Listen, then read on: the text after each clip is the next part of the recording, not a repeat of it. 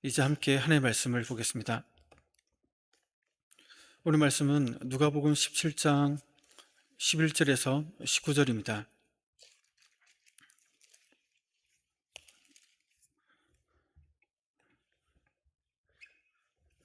누가복음 17장 11절에서 19절까지입니다.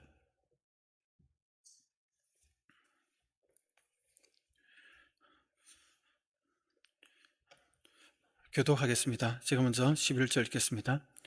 예수께서 예루살렘으로 가실 때에 사마리아와 갈릴리 사이로 지나가시다가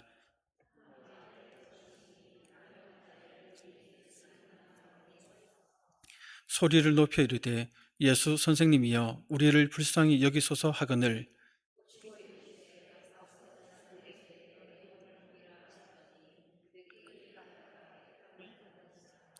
그 중에 한 사람이 자기가 낳은 것을 보고 큰 소리로 하나님께 영광을 돌리며 돌아와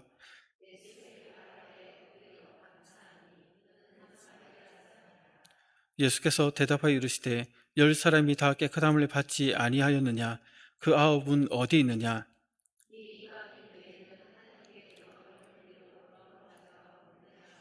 함께 읽겠습니다.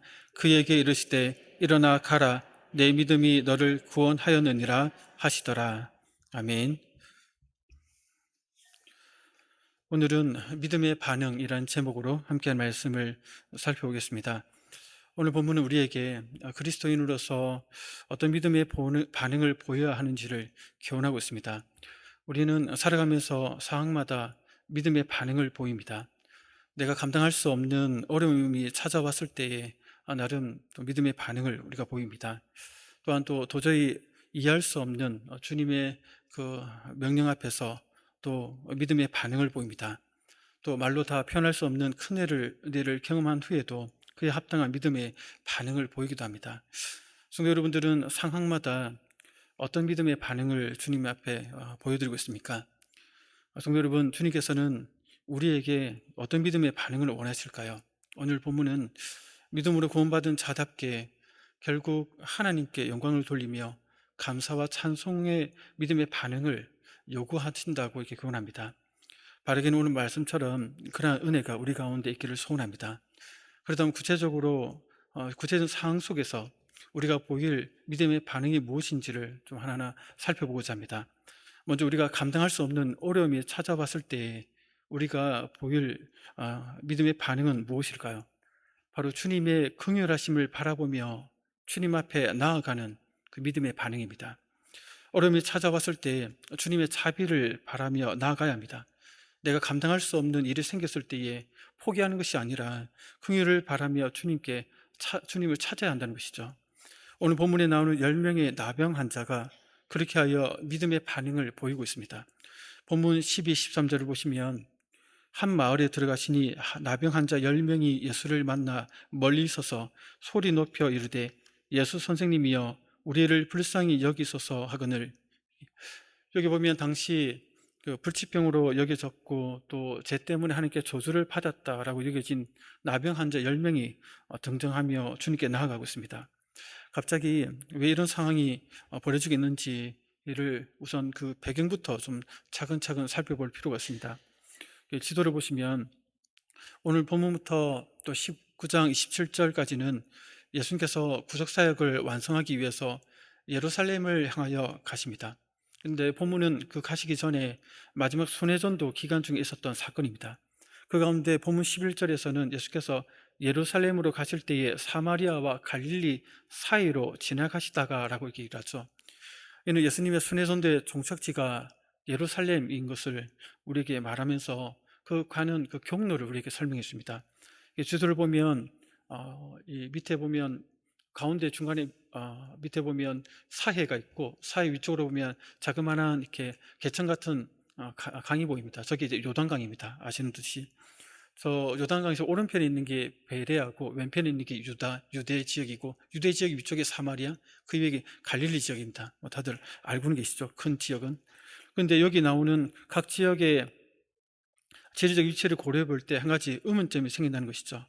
바로 앞선 13장 22절부터 17장 10절까지는 예수님의 베레아, 그러니까 요단강 오른쪽에 있는 저 지역을 중심으로 한 사역들을 이렇게 다루었습니다. 지리적으로 보면 요단 오른평에 위치하고 있습니다. 그래서 요단강만 건너면 바로 유대 땅, 그러니까 예루살렘으로 가실 수 있었습니다. 그럼에도 불구하고 왜 예수님께서 유대 땅 북쪽에 위치한 사마리아와 갈릴리 지역으로 다시 올라가셨을까 하는 것입니다. 이를 알기 위해서는 본문에 생략되어 있는 사건을 살펴봐야 됩니다. 우선 본문 요한복음 11장을 보면 예수님께서 베레에서 사역하고 계실 때에 나사로가 병들어 그 병을 고쳐달라는 전가를 받게 됩니다. 요단강을 건너 유대 땅 베다니에 가서 이미 죽은 나사로를 살리시게 되죠. 이때 그 짧은 기간 동안 그 유대 지역에서 주님께서 사역을 하십니다. 그런데 이 사건은 예수님에 대한 종교 지도자들의 그 반감이 더욱더 고조되게 됩니다. 그들이 예수님을 죽이려는 모의를 꾸미는 계기가 되는 것이죠. 그래서 요한복음 11장 47절에서 53절을 보면 그 상황들을 이렇게 설명하고 있습니다. 나사로를 살리고 난 이후에 그 종교 지도자들이 어떤 대화를 나누는지 있는데 좀 길지만 같이 한번 차근차근 읽어보겠습니다. 시작. 말이 45절, 45절부터 없나요? 자, 47절부터 듣네요. 그럼 47절까지 함께 읽겠습니다. 시작. 이에 대제사장과 바리새인들이 공회를 모으고 이르되 이 사람이 많은 표적을 행하니 우리가 어떻게 하겠느냐?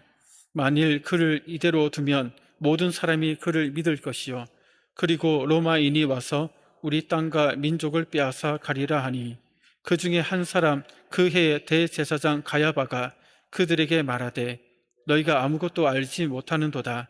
한 사람이 백성을 위하여 죽어서 온 민족이 망하지 않게 되는 것이 너희에게 유익한 줄을 생각하지 아니하는도다 하였으니 이 말은 스스로 함이 아니요 그의 대제사장이므로 예수께서 그 민족을 위하시고 또 그 민족만 위할 뿐 아니라 흩어진 하나님의 자녀를 모아 하나가 되게 하기 위하여 죽으실 것을 미리 말함이러라.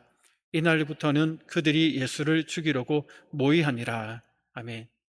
그리고 나서 예수님은 아직 그 죽으실 시점이 이르지 않았기 때문에 유대인 그 가운데로 드러나게 다니지 아니하시고 그 사마리아 지역, 아까 위쪽에 있었죠, 왼편 지역이 그 에브라임이나 동네로 가서 잠깐 유하십니다. 그래서 요한복음 11장 53절에 보시면 이렇게 얘기를 하죠. 그러므로 예수께서 다시 유대인 가운데 드러나게 다니지 아니하시고 거기를 떠나 빈들 가까운 곳인 에브라임이라는 동네에 가서 제자들과 함께 거기 머무르시니라 합니다. 그러다가 다시 마지막 순회선도의 길에 오르셨던 것입니다. 그게 오늘 본문에 이제 나오는 얘기입니다. 누가복음에는 요한복음 11장에 기록된 이러한 내용을 생략한 채 단지 사마리아와 갈릴리 사이로 지나가셨다라는 기록만 하면서 예수님의 그 경로를 이렇게 설명합니다. 사마리아와 갈릴리 지역의 경계를 지나가시던 예수님은 한 마을에 이렇게 들어가십니다. 이것을 한 마을이라고 표현한 것은 어떤 마을이다라는 뜻인데 굳이 어떤 마을인지 말할 필요가 없을 때 사용하는 표현입니다. 중요한 것은 이 일이 어디에서 일어났느냐가 아니라 그곳에서 어떤 일이 일어났는가에 초점을 맞추고 있다는 것입니다. 예수님은 그 한 마을에서 집단 생활을 하며 살고 있던 10명의 나병 환자와 만나게 됩니다. 나병 환자라는 말은 피부에 질병이 생긴 자라는 넓은 의미를 갖고 있어서 나병 환자뿐만 아니라 그런 자들도 포함시키고 있는데 오늘 본문에 나오는 자들은 우리가 알고 있는 그 나병 환자들을 가리킵니다. 이런 질병에 걸린 사람은 구약시대부터 다른 사람들과 격리된 곳에서 거주할 수밖에 없었습니다. 그래서 레위기 13장 45, 46절을 보면 이렇게 얘기를 하고 있죠. 함께 읽겠습니다. 나병 환자는 옷을 찢고 머리를 풀며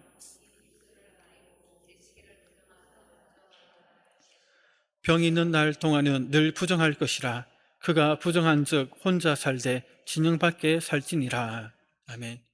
그 나병 환자는 그래서 당연히 마을 안에 거주하지 못하고 마을 밖 외곽에 있는 사람들의 눈에 띄지 않는 그런 곳에 거주지를 삼았습니다.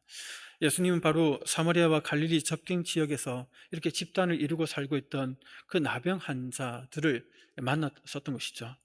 예수님 앞에 나타난 나병 환자는 모두 10명인데 사마리아인과 유대인으로 이렇게 섞여 있었습니다. 그 나병 환자들이 어떻게 예수님을 만날 수 있었을까요?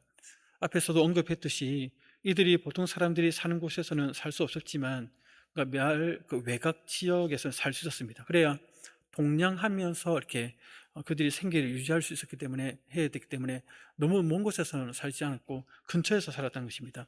그러다 보니 그들은 자연스레 예수님의 명성에 대해서도 들었겠고, 지금 자신들 앞에 나타난 예수님을 이전부터 만나보고자 소망하기도 하였을 것입니다. 그러나 자신들이 그토록 고대하던 예수님과 실제로 만난 지금 예수님께 가까이 가지 않은 채 멀리 서서 있을 뿐인 것이죠. 이는 앞서 말씀드린 대로 그 의식적으로 부정하기에 다른 사람들과 접촉해서는 안 된다는 율법 때문이었습니다. 그래서 13절에 보면 소리를 높여 이르되 예수 선생님이여 우리를 불쌍히 여기소서 하거늘, 여기서 나병 환자들이 가진 믿음의 반응을 보게 됩니다. 이들의 말과 태도 그리고 행동에서 믿음을 보이고 있습니다. 이들은 소리를 높여 멀리 계신 예수님께 자신의 존재를 알리기 위해서 안간힘을 쓰고 있습니다. 여기서 이들은 예수님을 선생님이다 이렇게 호칭하는데, 이 표현은 히브리어 랍비에 상응하는 용어인데 선생, 주인이라는 뜻입니다. 이 단어는 제자들이 자신들의 스승인 예수님을 부를 때에도 사용되었는데, 이유는 예수님께서 가르치는 일에 전념했기 때문이 아니라 하나님으로부터 부여받은 그 권위 때문에 이렇게 선생님이라고 불렀던 것입니다. 마찬가지로 나병 환자들도 예수님을 선생님으로 이렇게 부른 것은 교사로 인식한 것이 아니라 병을 고칠 권위를 가진 자, 하나님으로부터 보냄받은 자라는 그 인식 가운데 그렇게 불렀다는 것입니다. 그들은 그렇게 부르면서 간절히 부르짖습니다. 우리를 긍휼히 여기소서라고 이렇게 주님께 호소하고 있는 것이죠. 여기서 긍휼히 여겨달라는 표현은 인간의 비참한 현실에 하나님의 자비를 베풀어 달라는 그러한 의미인 것입니다. 이러한 간절한 부르짖음은 인간의 힘으로 고칠 수 없는 나병까지도 예수님께서는 낫게 하실 수 있는 분이라는 그 믿음의 고백이 그 고백 가운데 담겨 있다는 것입니다. 성도 여러분, 이렇게 나병 환자들은 주님을 향한 믿음의 반응을 보이고 있습니다. 그러니까 그들이 할 수 있는 최선의 말과 그런 태도와 행동을 통해 그것을 보이고 있다는 것이죠. 즉 그들은 불행한 현실에서 벗어나기 위해 주어진 여건 속에서 최선의 노력을 기울이고 있었습니다. 이것이 바로 그들이 보인 믿음의 반응입니다. 우리가 감당할 수 없는 어려움이 찾아왔을 때 자비로우신 주님을 향한 믿음의 반응을 보여야 합니다. 내가 할 수 있는 최선의 모습으로 믿음의 반응을 해야 한다는 것이죠. 어떤 분들은 너무 감당하기 어려운 일이 찾아오면 겁을 먹고 미리 절망해 버리기도 합니다. 찾을 생각을 아예 안 하는 것이죠. 주저앉아서.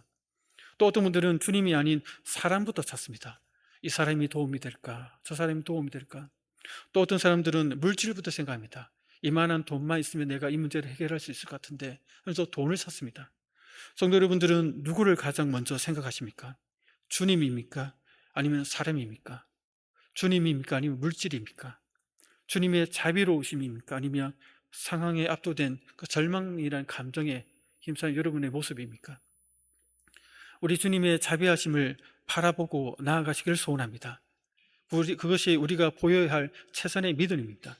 이렇게 어려운 현실에서 벗어나기 위해 주어진 여건 속에서 최선의 반응을 보일 때 우리 주님은 외면하지 않으십니다. 본문을 보면 예수님은 이들에게 특별한 관심을 보이십니다. 14절을 보시면 이렇게 얘기하시죠. 함께 읽겠습니다. 보시고 이르시되 가서 제사장들에게 그들이 가다가 깨끗함을 받은지라. 아멘. 예수님은 사회에서 소외받는 계층이었던 그 나병 환자들의 부르짖음에 즉각적으로 반응해 주십니다. 이를 통해 주님이 얼마나 자비로우신 분인지를 우리에게 보여주고 있습니다. 주님은 과거에도 나병 환자를 치유하신 적이 있었습니다. 그때는 병 낫기를 간구하며 무릎 꿇은 병자의 몸에 친히 손을 대시며 치유해 주셨습니다. 그러나 여기서는 멀리 떨어져 있는 그들을 향해서 말씀으로만 치유해 주고 계신 것이죠. 이렇게 자비로우신 주님께 나아가면 우리에게 필요한 그 은혜를 베풀어 주신다는 것입니다.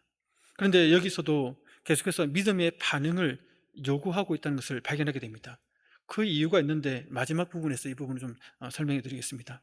중요한 점은 주님께서 긍휼을 베풀 때에도 그 긍휼을 받는 자에게 받을 수 있도록 그 믿음을 계속해서 요구하고 있다는 것입니다. 14절에서 예수님은 너희 몸이 깨끗해졌다 라고 하지 않으시고 제사장들에게 너희 몸을 보이라 라고 얘기를 하셨죠. 나병 환자가 제사장을 방문하여 자신의 몸을 보이는 행위는 그들의 나병이 치유된 후에야 하는 절차였습니다. 즉 나병이 완전히 깨끗하게 되었다는 것을 제사장에게 확인받고 이제는 사회로 돌아가기 위한 마지막 과정이었습니다. 그래서 레위기 14장 2절 3절에 보시면 이렇게 얘기하죠. 나병 환자가 정결하게 되는 날의 규례는 이러하니 곧 그 사람을 제사장에게로 데려갈 것이요 제사장은 진영에서 나가 진찰할지니 그 환자에게 있던 나병 한 부가 나았으면 얘기하죠. 그 나은 것을 검증받고 이런 절차 후에 비로소 나병이 완쾌되었다는 것을 이렇게 공증받고 가정과 그 사회에 들어갈 수 있었습니다. 그런데 이런 절차를 알고 있음에도 불구하고 이들은 예수님의 말을 듣고는 아직 완쾌되지 않은 몸 상태로 제사장들에게 나아갔다는 것입니다. 그래서 본문 14절을 보면 보시고 이르시되 죄송합니다. 제사장들에게 너희 몸을 보이라 하셨더니 그들이 가다가 이렇게 합니다. 가다가 가는 중에 깨끗함을 받게 되는 것이죠. 예수님께서 제사장에게 가서 보이라고 명령하셨을 그 시점에는 그들의 눈에 병의 호전이 전혀 나타나지 않은 상태였습니다. 그런데 불구하고 그들은 어떻게 제사장에게 정결하다는 선언을 받으려고 할 수 있었을까요? 이는 그들이 확고한 믿음을 소유하고 있었다는 것을 보여줍니다.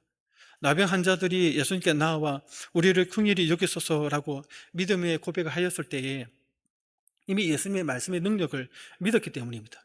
그래서 눈에 아무 증거 보이지 않았지만 제사장에게 몸을 보이기 전 언제라도 완쾌될 것을 믿었고 그래서 나아갈 수 있었던 것이죠. 주님은 그들의 믿음을 보시고 깨끗하게 치유해 주셨습니다. 이들에게는 무모한 명령에도 순종하는 그런 믿음이 있었다는 것입니다. 만일 가는 도중에 낫지 않는다면 생명 위험을 받을 수 있는 것이죠. 나병 환자가 길을 돌아다니다가 사람들에게 발각되면 돌에 맞아 죽을 수도 있었기 때문에 그렇다는 것이죠. 이렇게 보면 그들에게는 정말 믿음이 있다는 것을 우리가 발견하게 됩니다. 여기까지 보면 이들은 분명히 믿음의 반응을 보였습니다. 긍휼을 얻기 위해 주님께 나아가서 긍휼을 베풀어 달라고 간절히 부르짖었습니다. 거기에다가 무모해 보이는 주님의 명령에 그들을 순종하였습니다. 그 결과 그들은 그들이 그토록 원했던 육체의 질병에서 기적적인 치유를 경험하게 된 것이죠. 그런데 10명 중에 9명은 여기까지였다는 것입니다. 그것이 이제 문제가 됩니다. 예수님은 인자가 온 것은 잃어버린 자를 찾아 구원하려 함이다 라고 누가복음 19장 10절에서 말씀하셨습니다. 주님은 단지 육체적인 질병을 기적적으로 낫게 하는데 목적이 있으신 것이 아니었습니다. 그러나 그들은 거기에만 만족하고는 그냥 가버렸던 것이죠. 성도 여러분, 많은 사람이 여기서 멈춰버립니다. 자기 문제가 해결받고는 거기에 만족하며 정작 주님이 누구신지 알지 못한 채 떠나버립니다. 이게 가장 안타까운 현실인 것이죠. 성도 여러분, 이 땅의 문제 해결에만 만족하고 주님을 잃어버리는 자들이 너무나도 많습니다. 우리 주변에도 보면 사람으로서 도저히 해결할 수 없는 그 문제 때문에 교회에 나오는 분들이 있습니다. 주님의 긍휼을 바라고 주님께 부르짖습니다. 그리고 주님께 나름 헌신적으로 뭔가를 해드립니다. 그리고 나서 자신의 문제가 해결받고 나자 그 기쁨에 취해서 주님을 잊어버린 채 다시 자기 길로 가버린 사람들이 있다는 것입니다. 그 문제를 통해 주님은 그 영혼을 구원하려 하시지만 정작 그 본인은 자신의 문제, 눈에 보이는 이 문제만 해결받았다는 것에 만족하고는 정작 그 영혼의 문제가 해결받지 않았음에도 불구하고 그 눈에 보이는 문제가 해결받는 것에 기쁨에 취해서 더 이상 바랄 것이 없다며 그냥 가버린다는 것입니다. 성도 여러분, 만일 우리 가운데 이러한 목적으로 주님의 긍휼을 바라고 지금 주님을 찾고 계신 분들이 있다면 그 결국은 정말 안타까운 결말이 될 것입니다. 자비로우신 주님께서 그 문제를 해결해 주시겠지만 거기서 만족하고 주님을 떠나버리게 된다면 그게 무슨 의미가 있겠습니까? 성도 여러분들은 무엇을 목적으로 주님의 자비를 구하고 있습니까? 단지 여러분들에게 찾아온 문제 해결 그 자체가 목적입니까? 아니면 그 문제를 통해 여러분들의 영혼을 구원하시고 여러분의 영혼을 더욱더 붙들어 가시고자 하는 그 주님의 목적에 더 목적이 있습니까? 만일 주님을 통해 자신의 문제 해결에만 집중하고 있다면 주님은 그런 사람을 향해 안타까워하시면서 책망하실 것입니다. 본문 17절에 보면 그 책망이 이렇게 여실히 드러납니다. 예수님께서 이렇게 얘기하시죠. 예수께서 대답하여 이르시되 10사람이 다 깨끗함을 받지 아니하였느냐? 그 9은 어디에 있느냐? 예수님은 병고침 받은 자들이 돌아와 감사 표시하는 것을 당연하게 생각하셨던 것 같습니다. 그래서 돌아온 한 사람에게 물어보신 것이죠.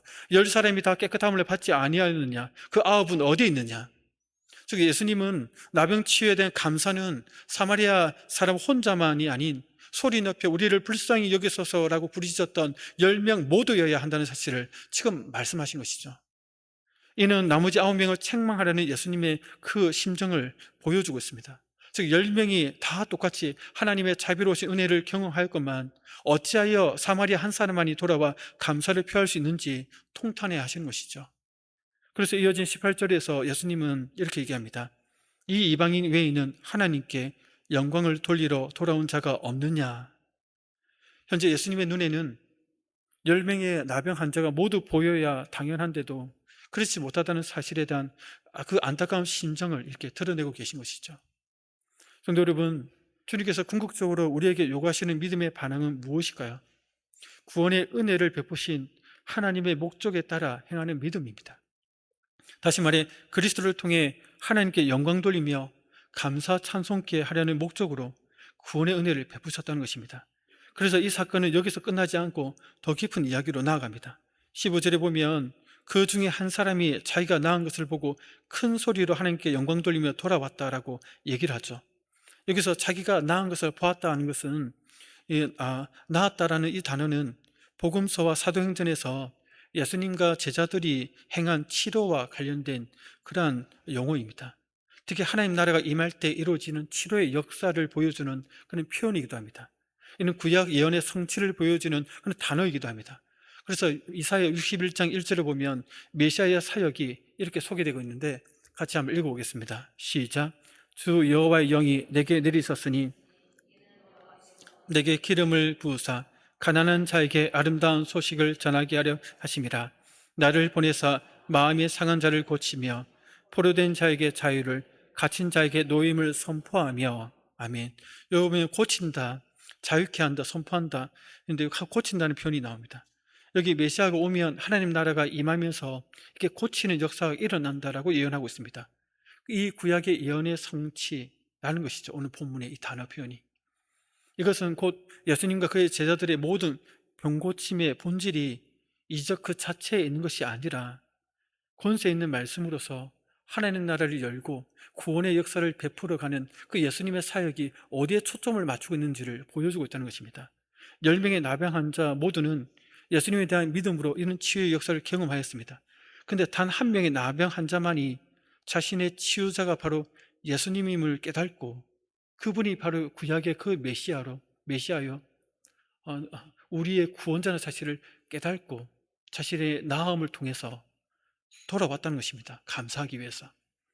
그런 자신에게 일어난 치유 기적의 배후에 하나님이 계셨고 그의 능력이 예수님을 통하여 성취되었다는 것을 깨달았습니다. 그래서 하나님께 영광 돌리며 예수님께 감사하기 위해서 돌아왔던 것입니다. 예수님께 돌아와 감사를 드린 사람은 사마리아인이었습니다. 중요한 점은 이런 사마리아인은 예수님께 은혜를 입고 돌아와 무한한 감사를 표하였던 반면에 혈통적으로 선민으로서 다른 민족에 비해 하나님의 사랑과 축복을 더 많이 받았던 유대인으로 여겨지는 나머지 9명은 오히려 자기 몸이 깨끗해진 사실에만 기뻐한 나머지 최소한의 감사 표시도 하지 않고 그냥 집으로 가버렸다는 것입니다. 이 사마리아 사람은 예수님의 발 아래에 엎드려 감사했습니다.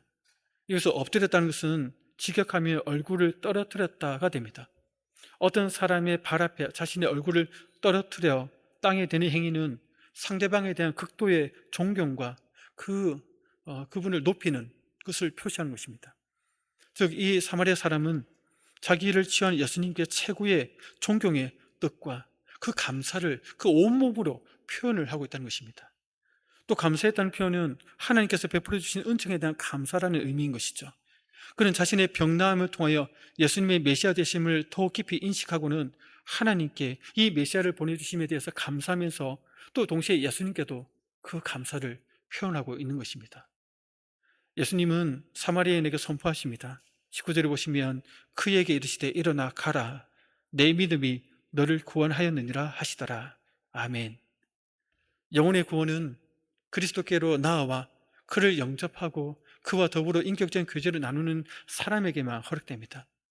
여기서 우리는 주님께서 어떤 목적으로 치유해 주시는지를 발견하게 됩니다.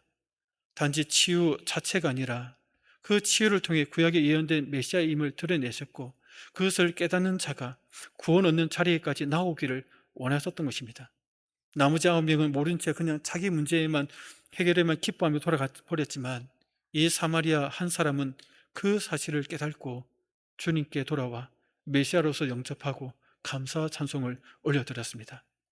은혜를 베푸셔서 구원해 주셨는지, 은혜를 베푸셔서 구원해 주셨는지를, 왜 그렇게 하신지를 발견하게 되는 것이죠. 이 대목에서 궁극적으로는 그리스도를 통해 하나님께 영광 돌리며 감사 찬양을 하게 하는 목적으로 구원의 은혜를 우리에게 베푸셨다는 사실을 이 자리에서, 이 대목에서 발견하게 됩니다. 만일 여러분이 아직 구원의 은혜를 믿음으로 받지 못했다면 우선은 주님께서 여러분에게 무엇을 원하시는지 분명히 알고 믿음의 반응을 보이시기를 소원합니다. 여러분에게 찾아온 감당할 수 없는 문제가 여러분에게 그 문제만 해결받으면 살맛이 나겠다고 생각하시겠지만 실은 주님께서 그 문제와 그 문제를 해결하는 과정을 통해 주님이 바로 메시아여 하나님의 아들이심을 여러분에게 드러내고 계시다는 것입니다. 그 사실을 깨닫고 그에 합당한 믿음의 반응을 보여야 구원의 자리에까지 나아갈 수 있다는 것입니다. 그리고 여러분이 그 사실을 깨닫고 9명의 환자처럼 그냥 치유받고 가버린 것이 아니라 한 명의 사마리아인처럼 주님께 돌아와 주님을 구원자로 영접하여 영혼의 구원까지 받기를 원하신다는 이 점을 분명히 하시기를 소원합니다. 여러분이 영혼이 구원받는 그 자리에까지 믿음의 반응을 보이시기를 소원합니다. 주님께서 반드시 여러분을 은혜 가운데 구원해 주실 것입니다. 동시에 또한 옆에서 이러한 사람을 지켜보고 있는 분이 계시다면 기도하는 가운데 그 대상이 가족일 수도 있고 또 친구나 친척일 수 있는데 성도 여러분들은 그분이 그 문제를 해결받는 과정 속에서 주님을 만나고 또 구원받을 수 있도록 계속해서 중보 기도해 주시기를 소원합니다. 마지막으로 이미 이러한 구원의 은총을 입은 성도라면 결국 주님께서 원하시는 믿음의 반응은 하나님께 영광 돌리며 감사 찬송하는 데 있다는 것입니다. 이에 대해 바울은 이렇게 얘기를 하고 있습니다. 에베소서 1장 5절 6절입니다. 같이 한번 읽어보겠습니다. 시작. 그 기쁘신 뜻대로 우리를 예정하사 자기의 아들들이 되게 하셨으니 이는 그의 사랑하는 자 안에서 우리에게 거저 주시는 바 그의 은혜의 영광을 찬미하게 하려 하시라. 아멘. 성도 여러분, 그리스도께서 자기 목숨까지 버려 우리를 성도로 만들어주신 궁극적인 목적은 우리로 하여금 하나님께 영광과 또 감사와 찬송을 올려드리게 하는 데 있다는 것입니다. 다시 말해 믿음의 반응의 결국은 구원의 은혜를 베푸신 하나님께 영광을 돌리는 삶을 산다는 것입니다. 그분께 감사하며 찬송하는 삶을 산다는 데 있다는 것입니다. 우리가 만약 하나님께 크나큰 은혜를 잊고도 은혜를 주신 하나님의 뜻과 상관없이 산다면 그것은 올바른 믿음의 삶의 반응이 아닐 것입니다. 주님께서 여러분들에게 은혜를 베풀어 주셨다면 그 은혜를 받았다는 것에만 만족하지 마십시오. 그 은혜를 주신 목적에 따라 하나님께 영광을 돌리는 삶을 사시길 주의 이름으로 축복합니다. 또한 주님께 늘 감사하십시오. 또한 주님께 늘 찬미하십시오. 주님께서 우리에게 결국 원하시는 믿음의 반응이 그러한 삶의 모습에 있다는 것입니다. 이러한 삶을 살아가시기를 주의 이름으로 축복합니다.